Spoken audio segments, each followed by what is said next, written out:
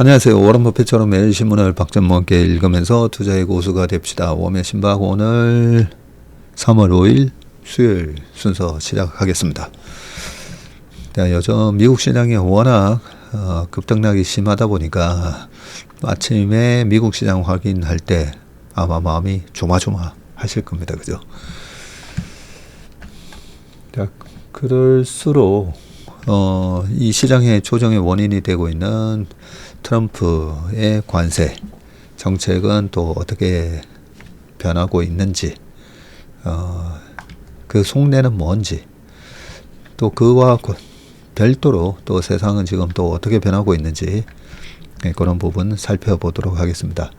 오늘 기사는 영국에서 살래, 미국 탈출 꿈꾸는 부자들, 쑥, 이게 다 트럼프 때문이라고 돼 있는데, 모두가 다 미국으로 가서 살고 싶어 하고, 미국의 영주권을 얻으려면 500만 달러 내놔라, 트럼프가 이러고 있는데, 그죠? 오히려 미국 탈출 꿈꾸는 부자들은 왜 그럴까 궁금해서 가져왔고요. 그리고 트럼프 입김 탓인가? 오펙 플러스 4월부터 증산 들어간다고 하면서 지금 유가 3개월 새 최저치. 유가가 떨어지면 주유소, 저도 셀프 주유소나 아무튼 여의도부터 제가 사는 동네 근처에 제일 싼 주유소 열심히 찾아다니다가 오히려 기름 넣을 때를 놓쳐가지고, 우리 옛날 말로 앵꼬라고 그러잖아요. 앵꼬 나는 바람에 어쩔 수 없이 가장 가까운 주유소 찾아가다 보면 굉장히 비싸.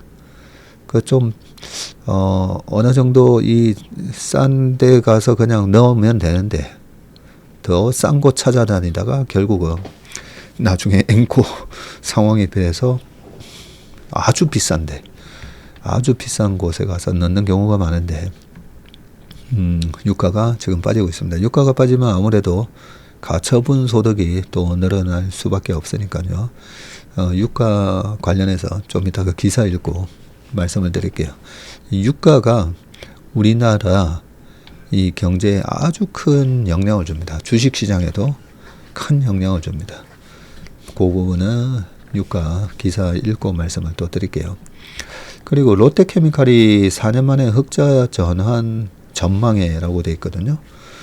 롯데케미칼 같은 회사가 캐시카우 역할을 해줬는데, 워낙 이 중국산 저가 화학제품 역량 때문에 힘들어지다 보니까 롯데그룹 전체가 지금 휘청거리는 그런 모습을 보였는데, 어떤 내용으로 흑자 전환되는지 한번 살펴보겠습니다. 그리고 삼성운용 커브더콜 ETF 성장 1등 공신 2달 만에 52% 급증을 했다고 되어 있거든요. 어제도 월간 전망을 어서 캠퍼스 가서 우리 인턴분들 한 12분 모셔놓고 월간 전망을 했었는데, 끝나고 나서 항상 이제 식사를 같이 하거든요. 식사를 같이 하면서 두 분이나 ETF 강의 잘 들었습니다 하시더라고요. ETF 찍고 나서도 제가 우리 이성준 대표나 박성구 매니저나 최성무한테 참 ETF도 주식도 마찬가지지만 ETF도 잘 알고 하셔야 되거든요. 너무 꼼꼼하게 자료를 잘 만들어 와서 제가 참 고맙다라고, 애국자라고 얘기했습니다. 그래서 ETF 이 커브더콜이 되게 많이 성장했는데, 제가 여러 번 이제 커브더콜에 대해서 설명을 좀 드렸기 때문에 아시는 분은 아시겠지만, 왜 이렇게 많은 사람들이 커브더콜을 가입을 할까? 커브더콜 설명도 좀 드리도록 하겠습니다. 그리고 홈플러스 법정관리 공포 일파만파, 세일 앤 리스펙 어쩌나라고 돼 있거든요. 우리가 우리 주변에 저도 거의 홈플러스 자주 가거든요. 근데 홈플러스가 망하나? 걱정들 많이 하실 건데 요 기사도 읽어보고요. 그리고 관세를 예정대로 관세를 부여했는데 왜 주가는 올라가지?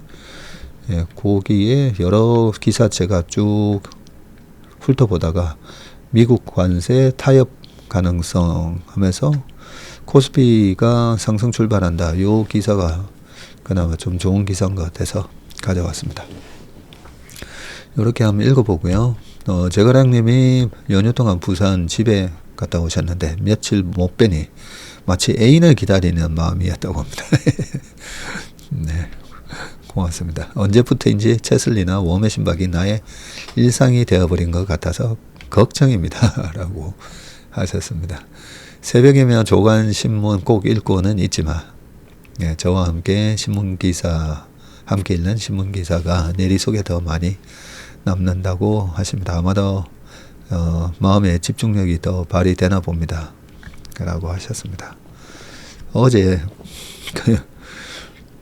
월간 운용 전망 거의 1시간 했더라고요. 1시간 하고 끝나고 나서 같이 식사를 하는데 야, 참 재밌는 피드백을 받았어요. 우리 채슬리 TV가 넷플릭스의 대체제라는 얘기를 합니다. 대체제, 예, 대체제. 이 경쟁관계에 있는 게 대체되고 보완제는 요걸 하면서 따로 필요한 게 또 보완제 개념인데 그죠? 대체제라는 얘기를 해주셔서 다들 빵 터졌던 기억이 납니다. 사실 이렇게 웜의 신박이나 우리 아침에 모닝브리프 계속 듣다 보시면 이 세상이 어떻게 변하고 거기에 그 천문학적인 돈들이 어디다가 또 배팅을 하고 그런 걸 보다 보면 이만큼 더 재밌는 게 어디 있습니까, 솔직히. 그래서 제가 저도 지하철이나 이 대중교통을 잘 이용하는 편이거든요. 예, 그러면 지하철이나 이런 데서 가끔씩 이래 봅니다. 다들 뭘 보고 계시나 이래 보면 뭐 게임 하시는 분들 많고 그죠? 그리고 영화 보는 분들도 계시고 뭐 드라마 보시는 분들도 계시고 한데 음악 이렇게 듣고 계신 분들도 지하철이나 대중교통에서는 그나마 약간 리프레시하는 차원에서 그렇게 보실 수도 있는데 제 마음에는 그거 말고 지금 이 세상이 어떻게 돌아가는 이런 여러 가지 경제 뉴스라든지 이런 걸 보셨으면 하는 마음이 항상 듭니다. 자, 개학날인데 눈이 와서 겨울이 아무리 추워도 봄이 오듯이 출렁이는 변동성 끝에 상승 랠리가 오리라 믿습니다. 라고 하셨습니다. 우리 마비님이 오랜만에 글을 남기시면서 등대의 진가는 찰흙같이 어두운 바다에서 빛을 발하곤 합니다. 요즘의 어두운 시장은 누군가의 기획을 한 게 아닐까 하는 생각이 들긴 합니다만 설령 그렇다 해도 두려운 마음을 떨쳐내기 어려운 것 같습니다. 이런 두렵고 어두운 시장에서 논리적인 분석과 설득적인 의견은 밝은 등대가 되어줍니다. 라고 하셨습니다. 누군가가 기획을 한 게 아닐까. 네, 저도 항상 그런 의심을 합니다. 왜 저 똑똑한 사람들이 지금 이런 공포스러운 상황을 만들어내지? 이렇게 가면 분명히 1930년대의 대공황 같은 상황도 될 수가 있는데 왜 저러지? 네, 항상 왜 저럴까? 생각을 해보는 습관을 가지시는 게 좋을 것 같습니다. 왜 그럴까를 이제 파고 가다 보면 이 거대한 이 자본주의가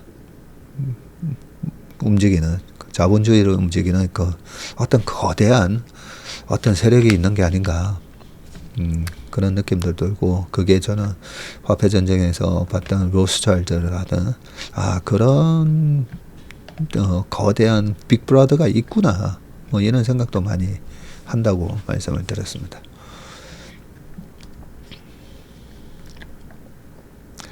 이영희 님이 오늘은 쉬는 날이라 곧 군대 갈 아들과 영화 보고 카페도 갔다 오고 그러셨다고 합니다.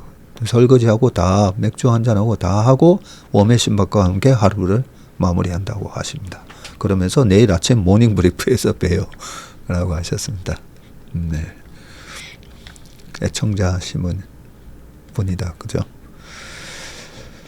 자, 그리고 하나만 더 말씀드리고 하겠습니다. 워메시막은 별도 채널 파주시면 좋을 것 같아요. 개인적으로 이 동영상만 찾기가 좀 어려워요.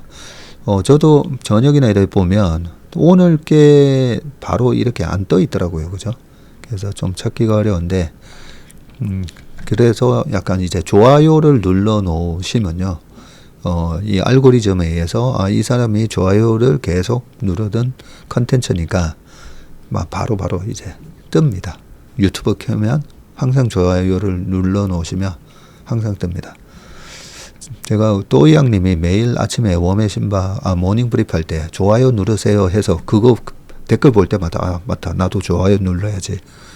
좋아요를 눌러 놓다 보니까 7시 반만 되면 딱 유튜브 켜면 항상 이 채슬리 모닝 브리프가 늘 떠 있더라고요. 네. 모든 출구는 어딘가로 들어가는 입구다.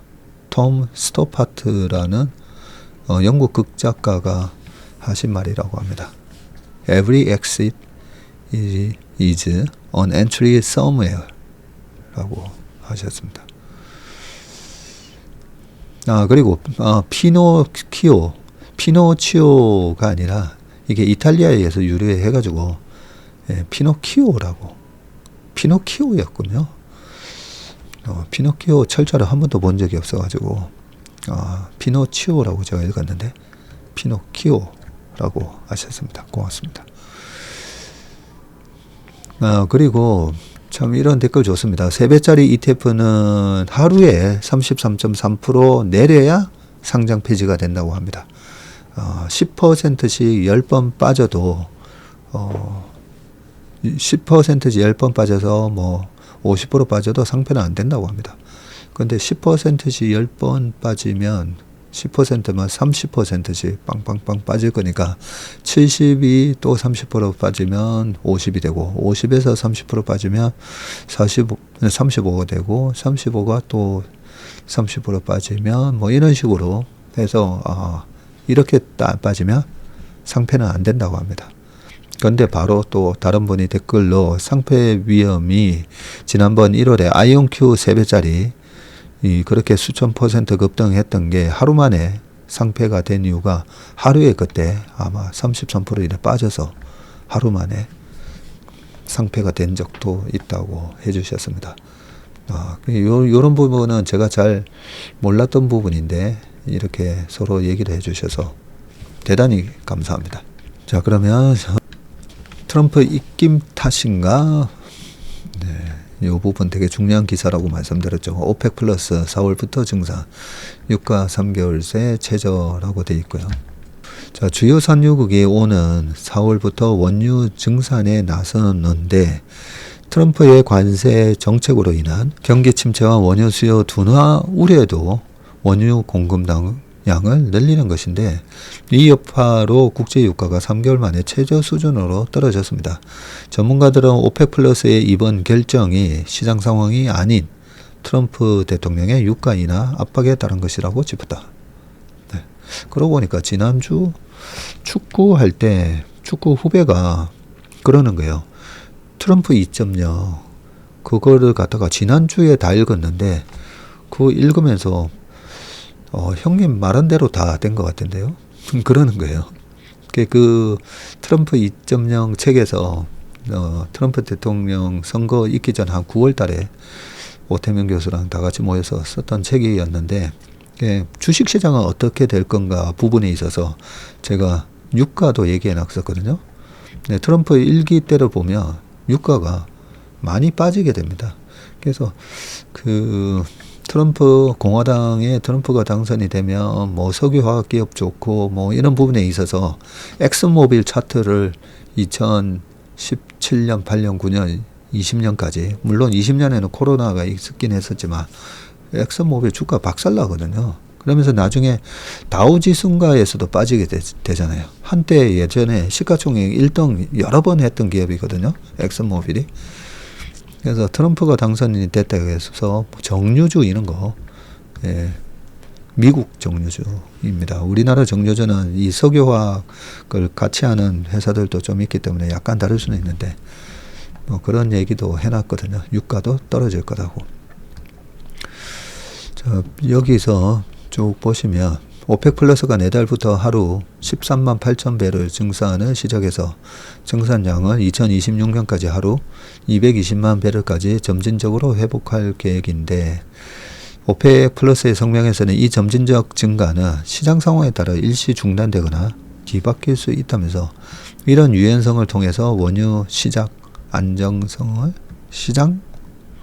안정성을 계속 지원할 수 있다는 얘기를 했고요.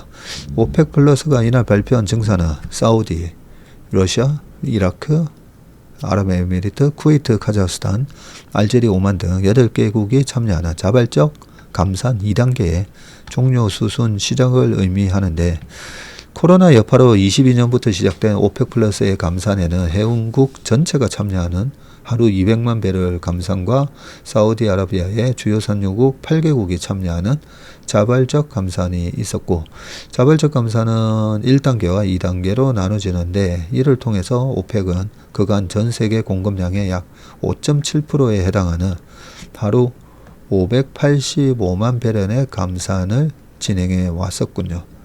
5.7%가 585만 배럴이니까 그러면 500만, 5천만, 5억, 1억 배럴이다. 그죠? 1억, 1,500. 네. 하루에 1억 배럴이 원유가 공급이 되군요. 팬데믹 종료 후에 원유 수요 회복과 고유가에 따른 인플레이션 등을 이유로 오펙 플러스의 감산을 중단해야 한다는 목소리가 등장했고, 하지만 원유에 대한 경제 의존도가 높은 산유국들은 계속 감산 추세를 이어왔는데, 지난해 12월 오펙 플러스는 공식 감산과 자발적 감산 1단계 종료 돌입 시점을 올해에서 내년 2026년으로, 자발적 감산 2단계 종료는 올해 1월에서 4월로 미뤄졌군요. 오펙 플러스는 당초 지난해 9월부터 생산량 감축 종료에 나설 계획이었으나 이를 3차례나 연기했었고, 시장은 이번에도 감산 종료 시점이 미뤄질 것으로 예상을 했었는데, 계획대로 감산을 하는 거군요. 이건 뭐죠? 트럼프 미국 대통령이 취임 당일인 1월 23일 스위스 다보스에서 열린 25년 경제 포럼에서 화상연설을 했던 장면이군요. 네. 자, 그래서 이 유가가 하락을 하잖아요. 2014년 하반기에도 보면 유가가 툭툭툭 떨어지고 2015년도에 유가가 많이 떨어집니다. 2014년 상반기에는 유가가 100에서 110 왔다 갔다 하다가 14년도에 쫙 빠지면서 15년도에는 14년도에 한 5, 60불까지 빠지고 15년도에 거의 30불대까지 빠지고 16년 초에 26불까지 빠지거든요. 유가가 푹 빠지니까 저희가 기관 자금만 운용을 할 때 한 큰 기관에서 운용사 다 불러 모은 거예요. 갔더니 운용사 대표 CIO들 다 와 있더라고요. 한 30명 정도. 거기서 시장 분위기, 그때가 2015년 12월이었거든요. 내년 시장이 너무 안 좋아 보인다고 다들 그런 얘기 하는데, 제가 그 얘기를 했습니다. 유가가 떨어지면서 우리나라가 기름을 수입하는 게 그냥 1년에 단순하게요. 그냥 단순하게 100불이면 100조, 그리고 60불이면 60조 이렇게 수입하는 걸로 단순하게 그렇게 생각하시면 되는데, 그러면 110불, 100불 하다가 50불 됐으니까 그러면 50조라는 무역수지 흑자가 생기는 거거든요. 흑자가 생기면 꽤 우리나라에 금리 0.25% 올리고 내리고가 중요한 게 아니라 큰 돈이 들어오는 거거든요. 유동성 공급 효과가 발생을 하게 됩니다.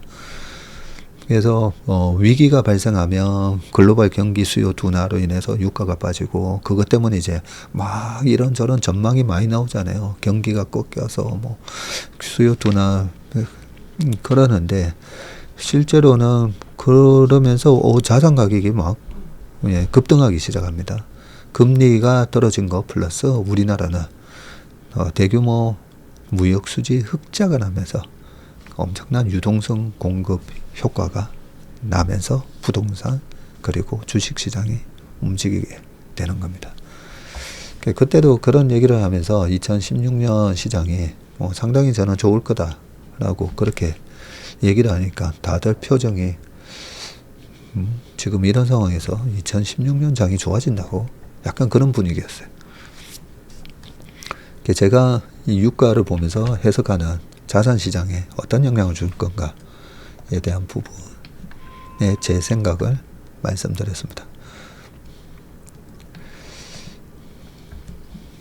자, 2015년, 좀 전에 2015년 말씀드렸는데 2015년부터 롯데케미칼 차트 보시면 2015년부터 롯데케미칼 주가가 먼저 올라가기 시작합니다. 지금도 그때랑 비슷한 건지 일단 기사 읽고 말씀드릴게요. 롯데케미칼이 강세를 보인다. 4년 만에 흑자 전환할 것이라는 증권사 분석이 투심을 자극한 것으로 풀이되는데 롯데케미칼 주가가 얼마 64,000원이에요? 야, 롯데케미칼 안 본 지가 한 3년 된 것 같네요. 그때 2020년 8월에 그죠? 하반기에는 약간 세미 차정 장세가 좀 올 거다고. 예, 근데 2009년 10년 같은 장세 기대하지 마시라고 제가 얘기하면서 세미 차정 장세 그때 이제 케미칼 주식들이 확 올랐을 때 그때 얼마까지 갔더라? 한 10만원 초반에서 한 36만원? 그 정도까지 갔던 걸로 기억하는데, 6만원까지 지금 빠져 있네요. 황규원 연구원 아직 계시네요. 화학 담당. 2025년 영업 흑자 전환을 기대한다. 올해 예상 실적은 매출액 19조에 영업이익 2,200억, 지배주주 순손실 316억 원 등으로 영업 실적은 4개년 만에 흑자 전환이라고 분석을 했는데, 황교안 연구원은 글로벌 에틸렌의 수급 개선 속에 유가 하락 수혜 기대감이 높아지고 있다. 자, 요게 핵심 키워드입니다. 글로벌 에틸렌의 수급 개선 속에, 그런데 유가 하락이 수혜. 특히 올해 1분기부터 적자 폭이 크게 줄어들 것이라고 했고요. 특히 증설 압박 완화와 우크라이나 종전 기대감에 올 1분기부터 기초화학 회복이 나타나고 있는데,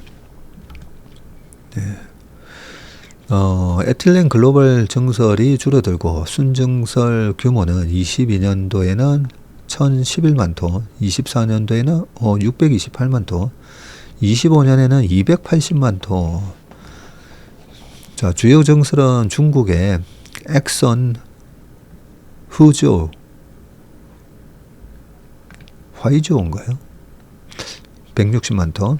그리고 페트로차이나 찔린이 120만 톤. 그리고 율롱 페트로캠 300만 톤. 품질 문제로 2026년 양산 지연 등이라고 전했고요. 우크라이나 종전 기대감은 석화 원료인 이 나프타, 그냥 나프타라고도 읽고 납사, 우리가 납사 이러기도 합니다. 납사 원가를 낮출 수도 있다면서 종전 러시아 원유 수출 확대, 종전이 되고 러시아 원유 수출이 확대가 되면 원유 가격 나프타 하락으로 이어지는데, 여기에 러시아 블라디보스토크에서 동해로 직도입이 가능해져서 수입 운송비 절감 효과를 기대할 수 있다. 롯캠은 2024년 말 순차입금 규모가 6조 9천억이에요? 아까는 맞다. 주가였죠, 주가. 잠깐만, 이 시총이 좀 나중에 시총 확인해 봐야 되는데, 재무부담 축소를 위한 노력이 가시권에 들어왔다고 했고요. 올해 1월 무보증 회사채 2조 2천억 원을 은행보증채 롯데월드타워 담보로 제공해서 전환을 했고, 조기 상환 부담에서 벗어났고요. 또 자산 매각으로 만기 회사채 9,200억 원을 상환할 계획이고, 이어서 매각 대상은 인도네시아 라인 프로젝트 7천억 원과 유가증권 3천억 원 등이라고 덧붙였습니다. 네. 자, 2015년도에 유가가 많이 빠졌다고 말씀드렸잖아요. 60불대에서 거의 30불대까지 쭉 빠지다 보니까 1년 반 전에 비하면 110불에서 거의 반토막 이상 유가가 빠지고, 그러면 처음에는 이런 현상이 일어납니다. 유가가 빠지고 석유화학 제품 가격도 같이 빠져요. 같이 빠지는데 계속 빠지다 보면 어느 순간에는 유가는 계속 빠지는데 석유화학 제품 가격이 이제 더 안 빠지는 수준까지 빠집니다.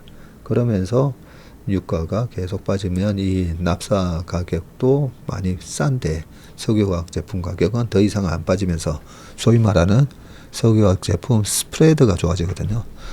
스프레드가 좋아지면서 아직 경기가 별로 안 좋은 것 같은데 왜 수익이 저렇게 많이 나지? 그래서 제품 스프레드를 보셔야 됩니다.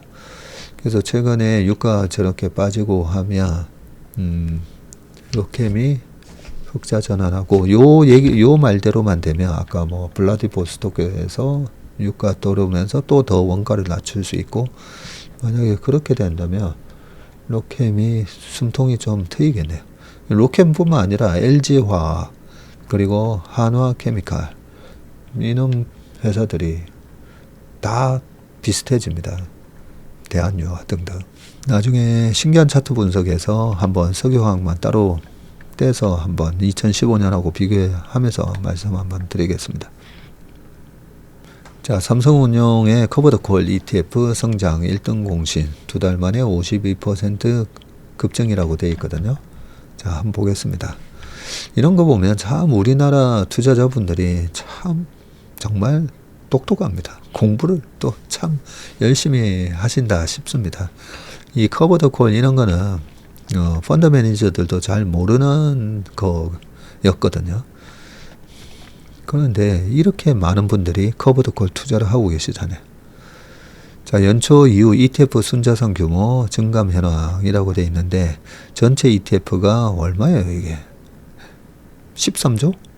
네, 13조 2천억인데 증감한 것만 13조가 늘었네요. 자, 여기서 전체 커버드콜 ETF가 1조 5천억이나 되군요. 네, 연초 이후 코덱스 커버드콜 ETF 10종 증감 현황인데 코덱스 이름, 즉 삼성자산운용이 운영하고 있는 커버드콜 그래서 어떤 게 많이 늘은가? 코덱스 200 타겟 위클리 커버드콜 585% 많이 늘었네요. 수익률 아닙니다. 네, 이쪽으로 돈이 얼마나 들어왔는가? 미국 배당 커버드콜, 미국 고배당 탑10 타겟 위클리 커버드콜, 30년 국채 타겟 커버드콜, S&P 500 데일리 커버드콜 등등 쭉 있습니다. 테슬라 커버드콜도 있네요. 커버드콜 시장의 성장세가 올해도 매서운데 전체 ETF 시장의 7.6% 성장할 동안 이쪽 시장은 22.9%나 커졌네요. 커버드콜 시장의 확장세는 삼성 코덱스가 주도를 했군요. 자, 코덱스 커버드콜 10종의 순자산 합계가 2.4조 원 됐고요. 2달 만에 8천억이 늘었다고 합니다. 코덱스를 포함해서 국내 커버드콜 ETF 시장의 성장세는 매우 가파른데 지난해 연말 6.7조에서 2달 만에 8조 이런 식으로 계속 커지고 있고 뭐 시장 얘기는 그렇고요. 왜 이 커버드콜을 이렇게 많이 할까?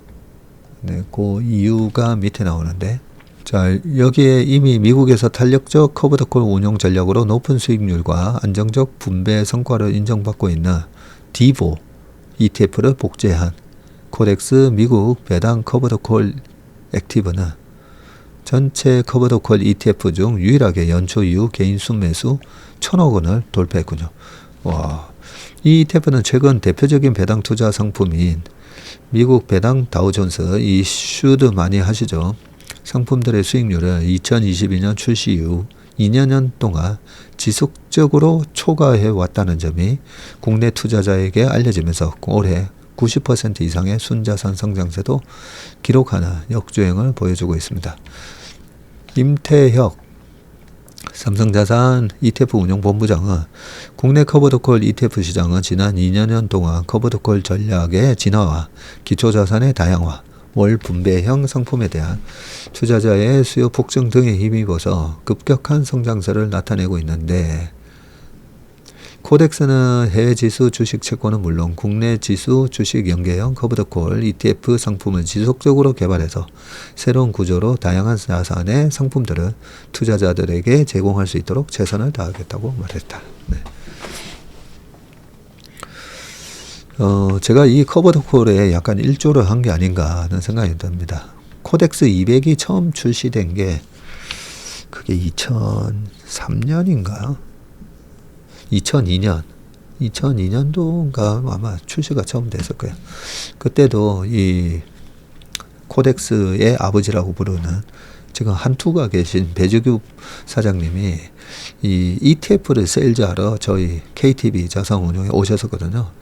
그래서 그때도 설명을 듣고 제가 아이디어를 하나 드렸던 게, 당시만 하더라도 삼성전자 같은 거를 시장을 아웃퍼폼을 많이 했기 때문에 매니저들이 삼성전자를 더 사고 싶은데도 펀드의 제한이 20% 뭐 시총만큼만 이렇게 제한돼 있으면 더 살 수가 없거든요.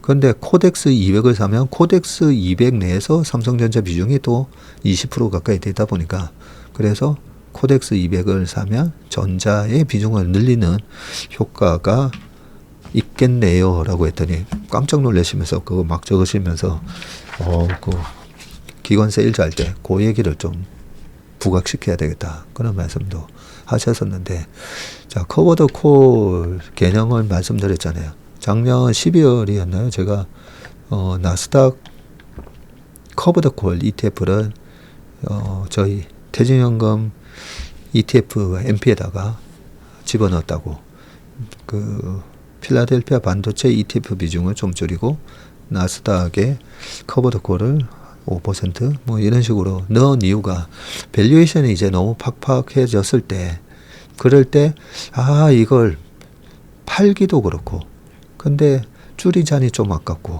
이럴 때 쓸 수 있는 전략이 커버드 콜인 거죠. 커버드 콜을 모르시는 분들을 위해서 다시 한번 설명을 드리면, 우리가 주식을 사면 요렇게 모양으로, 그죠? 주가가 올라가면 수익 나고 떨어지면 손실인데, 근데 콜을 매도를 함으로써, 콜은 주식을 싸게 살 수 있는 로또 같은 그런 거라고 보면, 커버드 콜은요 그 복권을 매도한 거예요. 매도를 했기 때문에 잘못하면요, 매도를 했기 때문에 지수가 안 올라가면 복권이 꽝이 되니까 복권을 판 사람 입장에서는 수익인데, 그런데 만약에 지수가 급등을 해버리면 콜 매도한 사람은 그 콜을 매수한 사람한테 돈을 줘야 되다 보니까 이렇게 됩니다. 지수가 급등하게 되면 콜 매도자의 손실이 이게 커지게 되거든요. 근데 지수를 사놓고 콜을 매도를 해버리면 주식 매입 포지션하고 콜 매도로 발생하는 손실이 이렇게 되면서 합쳐지기 때문에 플랫해집니다. 플랫해지면서 이런 모양이 되고요. 근데 지수가 떨어졌을 때는 콜 매도로 수익을 본다고 했잖아요. 그래서 그냥 손실이 나는 요 구간이 요만큼 콜 매도한 것 때문에 실제로 지수 하락보다는 덜 터집니다. 근데 S&P 500이나 나스닥이 이 추세적으로 크게 하락을 하는 경우는 10년에 뭐 한 번 정도밖에 없잖아요. 근데 짧은 조정이 예상됐을 때 이 커버드 콜 전략을 쓰면 여기서 왔다 갔다 하는 사이에 그냥 지수 요렇게 해놓은 것보다는 콜 매도한 것만큼 플러스 수익이 나게 됩니다. 그래서 약간 횡보 구간에 들어갔다, 약간 좀 아리까리하다, S&P 500 PR이 22배, 나스닥의 PR이 지금 29배, 좀 애매하다 했을 때는 그 해당 지수의 커버드 콜을 들어가는 전략이 유용한데, 단지 자 여기서 시장이 아주 강세장이 예상되는데 커버드 콜 하시면 안 되는 거죠. 그죠? 2020년 코로나 상황에서 와 지금은 이거는 지르면 무조건 먹는데 라는 상황에서는 풀 베팅을 해야 되는데 거기서 커버 더 콜을 해버리면 주가가 계속 올라가는데 막혀버립니다. 그래서 메모는 아주 강세장에서는 커버 더 콜은 아니다. 박스권이라든지 짧은 조정이 예상됐을 때는 커버 더 콜이 유리하다. 이렇게 정리하면 될 것 같습니다. 야, 이 정도면 삼성자산운용에서 저한테 그죠? 밥이라도 사줘야 될 것 같은데. 자, 그 다음 기사가 2개나 남았네. 너무 설명을 오랫동안 길게 했습니다. 저번에도 한번 설명드렸던 건데. 자, 홈플러스 법정관리 공포 일파만파 세일 앤 리스백 이거든요. 자, 한번 볼게요. MBK 파트너스가 홈플러스에 대한 법정 관리를 신청하면서 시장의 공포가 홈플러스의 세일 앤 리스백 매각 후 다시 재임대 세일하고 앤 리스백 매각 후 재임대 점포까지 퍼지고 있다. MBK 파트너스와 홈플러스 측은 법정 관리와 상관없이 정상 운영이라고 하지만 기존 유동화 자산에 대한 안전장치, 운영사의 스페셜 시츄에이션으로 인한 자산 밸류에이션 하락에 적극적으로 대응하는 태도가 필요하다라고 했습니다. 이지스 일반 사모 부동산 투자 신탁의 홈플러스 동수원, 서울 금천, 서울 영등포, 부산 센텀시티 점포를 담보로 한 선순위 대출 규모가 5,800억이고요. 2002년 8월에 설정해서 오는 8월 5일이 대출 만기이자 원금 상환기일인데 2000이네? 22년이라고요? 4일 홈플러스 법정관리 신청이 이루어진 것을 고려하며 법원의 조정 등이 복잡한데 만기가 5개월밖에 안 남은 셈이다. 펀드의 대주잔에 대한 차기 이자 지급일은 5월 7일이고 이자 유보분을 고려하며 정상적인 지급이 이때는 이루어질 수가 있고요. 홈플러스의 법정관리로 공익채권, 상거래 채권을 제외한 점포 임대료 채권 채무가 당분간 이게 동결이 됩니다. 법정관리 신청을 하며 이렇게 하지 않으면 법정관리 신청 안 하면 서로 먼저 돈 빼려고 하면서 그냥 폭삭망하게 되죠. 그래서 법정관리를 하면 요 채권 채무가 동결이 된다는 거죠. 그러면서 채권자들끼리 모여서 이제 합의를 해야 됩니다. 자, 이 상황에서 펀드는 이자를 대주단에다가 내줄 수가 없어서 EOD, 기한 이익 상실이 발생하고 대출 영정서에 따르면 법정관리 인가시 임대인은 대주단의 사전 승인을 받아서 홈플러스의 임차인 지위를 박탈하기 위한 계약 해제를 검토할 수가 있고 이들 점포에 대한 홈플러스의 가중평균 잔여 임대기간은 약 2.5년으로 알려져 있네요. 자, 이 펀드의 이지스 자산 운용은 부동산 펀드의 수익증권을 거래하는 쉐어딜로 2022년 GMA 코리아 컨소시엄의 홈플러스 동수원, 서울 금천, 서울 영등포 등등을 매각한 바가 있고 9,400억 원 규모로 파악이 되는데 당시 롯데건설이 신용보강을 제공했던 것으로 알려져 있습니다. 당시 론의 대출의 이 LTV는 56% 수준이었고 대주단은 보통 이런 거 이제 법정관리 들어갔다고 하면 저희 같은 펀드 매니저는 바로 이거 찾아봅니다. 채권자가 어떤 은행이 있지? 하나은행 1,000억 그리고 98개 단위 신협이 또 1,000억, 우리은행이 800억, 대구은행이 450억. 왜냐하면 이렇게 법정 관리되면 일단은 이 빌려준 돈 다 대손 충당으로 손실로 잡힐 수가 있기 때문에 저희가 바로 이런 이슈가 발생하면 건설사 어디가 뭐 부도났다 하면 바로 주거래 은행이 어딘지부터 찾아보게 됩니다. 밑에 홈플러스는 지난 2월 국민연금 등 상환전환 우선주의 상환 조건을 변경하면서 부채로 계상돼 있던 상환전환 우선주가 자본으로 전환이 됐고 통상 RCP에서는 투자자에 대한 상환권 조건이 있어 부채로 보죠. 국민연금도 5천억 투자가 들어갔네요. 자, 이런 조치에도 실질적인 재무부담 감축 효과는 크지 않았고 뭐 등등등등 해서 4일 한국기업평가는 홈플러스의 단기 신용 등급을 그 전에 A3 마이너스였는데 바로 투기 등급 D로 강등시켰네요. 이런 것만 보더라도 이 신용 등급도 너무 믿을 게 못해요, 그죠? 서민호 한국신용평가 수석 애널리스트는 홈플러스는 2024년 3월 토지 재평가를 통해서 약 8,900억 원 규모로 자본을 확대했지만 부채 비율이 23년에는 944였는데 와, 작년 초에는 3,200% 그리고 작년 11월 말 1,400%로 현금 창출력 대비 순차입금 규모가 매우 과중했었네요. 순차입금 나누기 EBITDA 이게 earning before tax, interest, tax, 뭐 depreciation, amortization 해가지고 그죠? 이자와 세금 그리고 비현금 지출이 없는 감가상각 이런 거를 뺀 수익으로 나눴을 때 야, 20배나 되네. 20배. 자금 조달의 일환으로 활용하고 있는 기업 구매 카드 유동화 등을 감안하면 실질 재무 부담은 이것보다도 더 높다고 합니다. 홈플러스에 대한 전체 금융권의 위험 노출액은 지금 한 1조 4천억 정도 되는데요. 전체 금융권이 홈플러스에서 빌려준 돈, 홈플러스에다가 메리츠증권, 메리츠화재, 메리츠캐피탈 등 메리츠금융 3사의 익스포저는 뭐예요?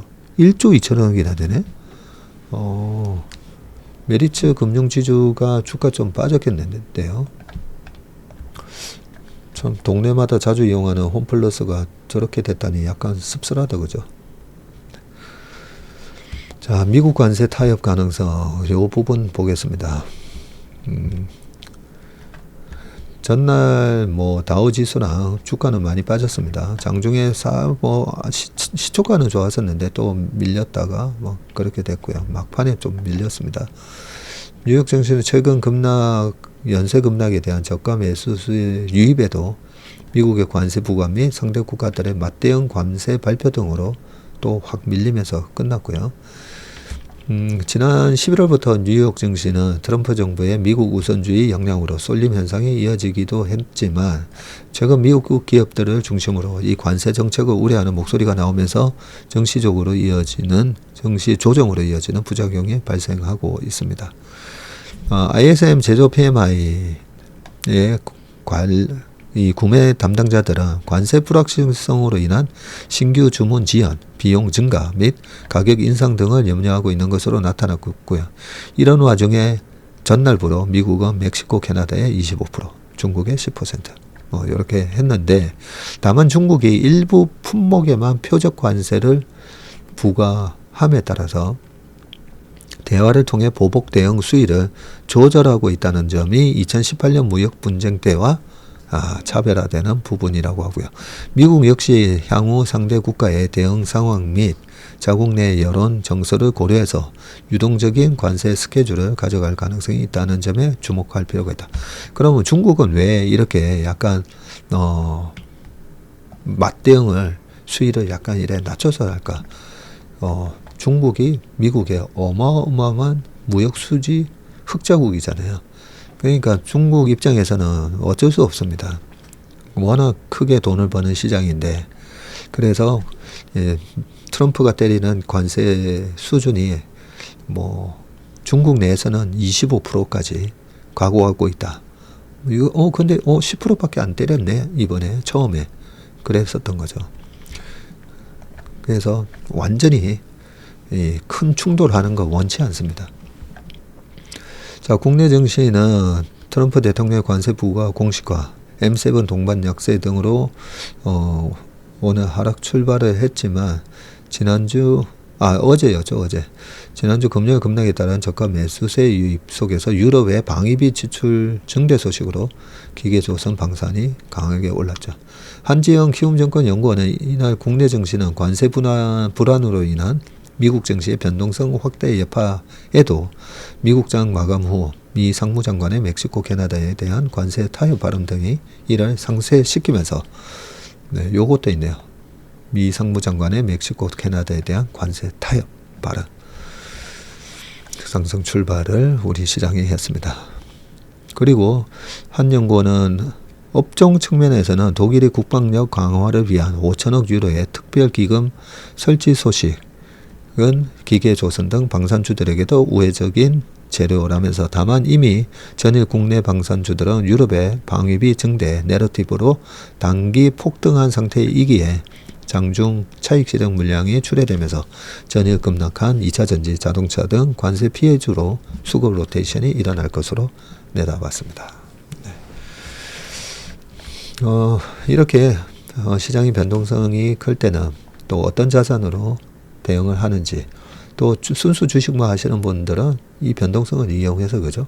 주식을 또 싸게 살 수 있는 기회를 제공해 주기 때문에 트럼프의 관세 노이즈는 우리가 위대한 기업을 싸게 살 수 있는, 네, 반짝 세일을 만들어주고 있다.